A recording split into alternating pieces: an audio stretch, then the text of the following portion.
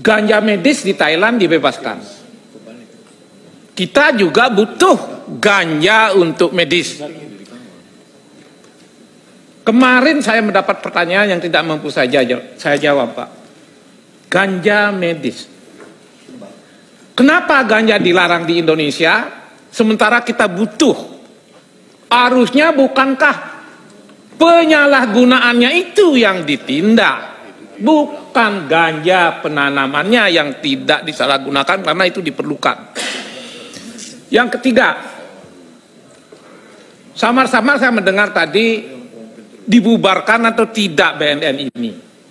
Kalau saya boleh urut pemahaman saya, data saya, dari BKNN menjadi BNN ini bukan perjuangan mudah, berliku.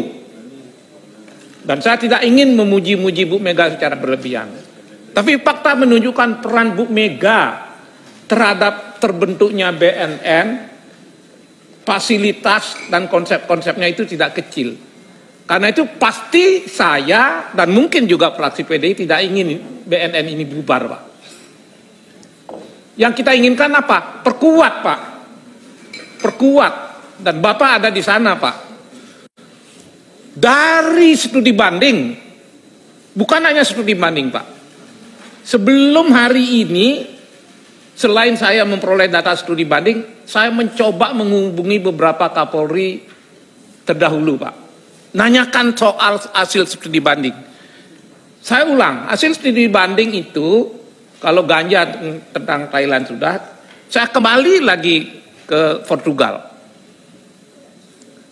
BNN akan berhasil kalau melakukan dua hal. Politik rehabilitasi yang dianut sekarang ini maksimalkan. Kedua, mohon maaf, ini pasti dalam memperkuat BNN, Bapak jangan tersinggung, jangan salah paham. Kembalikan penindakan itu pada Direktorat Narkoba supaya BNN bisa fokus. Kalau dua hal ini dilakukan, penjara pasti berkurang. Itu hasil penelitian. Lalu saya konfirmasi dengan beberapa mantan Kapolri. Iya, dua hal itu. Lalu kenapa ada penindakan di Indonesia, Pak? Mereka agak bingung kapan itu mulainya. Ternyata di awal pembentukan BKNN dan sebagainya ini, tugas dan kewenangan penindakan itu tidak ada, Pak. BNN itu tidak ada. Kenapa sekarang menggerogoti anggaran, kemudian ada kadang-kadang kompetisi ini di antara BNN dan Direktorat. Nanti saya sebut contohnya mengenai apa yang disebut kampung narkoba. Itu kan ada peristiwanya, tapi tidak usah dibesar-besarkan. Jadi Bapak, jika itu bisa diserahkan kepada Direktorat, anggaran Bapak pasti nggak berkurang.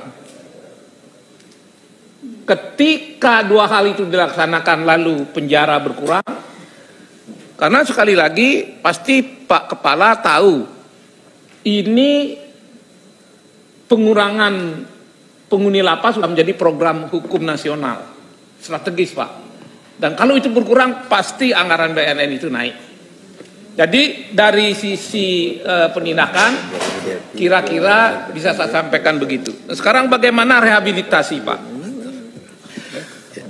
Kepala BNN yang saya hormati, saya melihat bahwa aparat penegak hukum maupun masyarakat justru melihat tagline war on drug merupakan metode untuk memberantas narkoba daripada melakukan pencegahan. Kami ingatkan waktu ya. Ya, atau antisipasi. Tapi saat ini terdapat pergeseran filosofi kan, Pak? Seperti tadi saya singgung. Apa filosofi itu? Pendekatan terhadap pecandu atau penyalahgunaan narkoba yang lebih mengutamakan pada rehabilitasi dibanding pemidanaan. Saya yakin teman-teman BNN, Pak Kepala BNN telah menyadari paradigma ini. Namun kok di dalam praktek tetap saja penindakan lebih diutamakan. Maka ada dua pertanyaan. Apa program Bapak dalam waktu dekat mengenai rehabilitasi ini? Saya mohon yang dimaksimalkan. Yang kedua, antisipasi Bapak ketika undang-undang narkoba ini disahkan, apa yang Bapak sudah siapkan, terutama yang berkaitan dengan ganja medis. Terima kasih.